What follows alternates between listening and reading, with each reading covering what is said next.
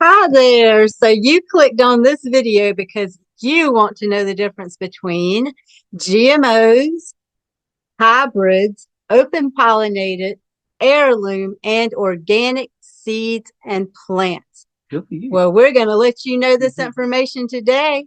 Thank you so much for joining us at The Natural Lifestyle Show. My Name is Angel. And I'm Billy. And we're so glad to have you here today. So let's start off with what are GMO seeds and plants? Well, these are plants that have been manipulated in labs. These have genetic materials injected into them that are not related to them at all. They do this in order to get some desirable traits, but in the process, it's possible that they could have some undesirable traits as well, such as perhaps health effects on people and animals, which is why we do not trust them. These are new things that are created by people in laboratories, and so we avoid GMOs. So does some other countries. Next, we're going to talk about hybrids. Now, hybrids, we will eat a hybrid plant because all hybrids are a cross between two plants of the same species. Now, this is fine to eat these plants. However, you don't want to plant the seeds of these plants because you'll likely not get the same plant that you ate because it's going to revert back to the parent plants probably. So you can eat a hybrid plant, but don't depend on planting those seeds. Smart. Next, we have open pollinated, which is like what's the most common thing because open pollinated can be supported in nature. Open pollinated just means that the seeds reproduce true to the parent plant.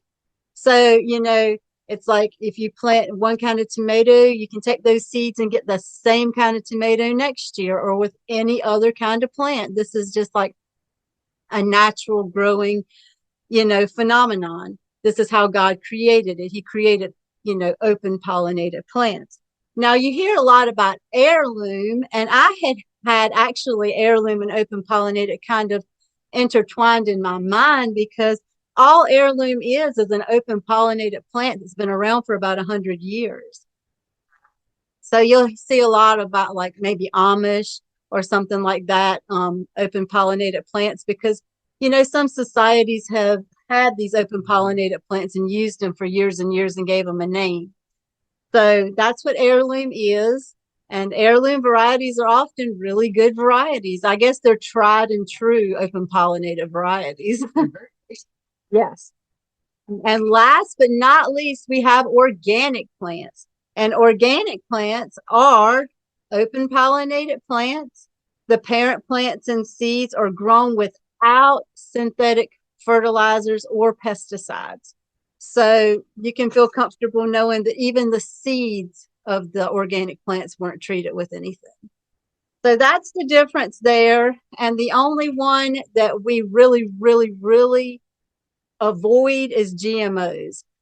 Everything else, we're just interested in non-GMO. And we try to avoid pesticides when we can.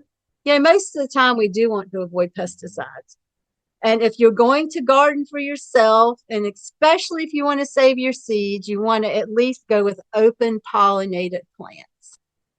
So we hope this clears up some confusion for you. You might want to go back to the beginning and watch it again because this is good information just to know off the top of your head and to share with your family and your children because we need to be aware of what's going on in our world.